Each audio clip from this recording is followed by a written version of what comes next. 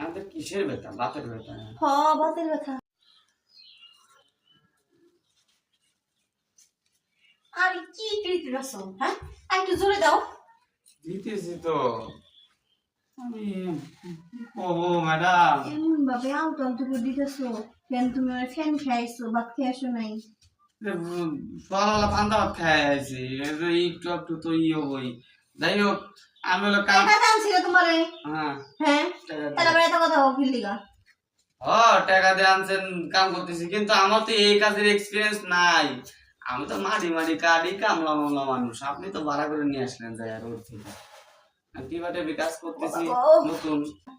হাতে চিকিৎসা করেন না হাতে? চিকিৎসা করতেছি, কত ওষুধ খাইতেছি, কোন ওষুধে কাজ হইতেছে না। ডাক্তারের কাছে 3 বেলা খালি টিপ্পা। ও, টিপমু না? টিপলে ভালো হয়ে যাবো।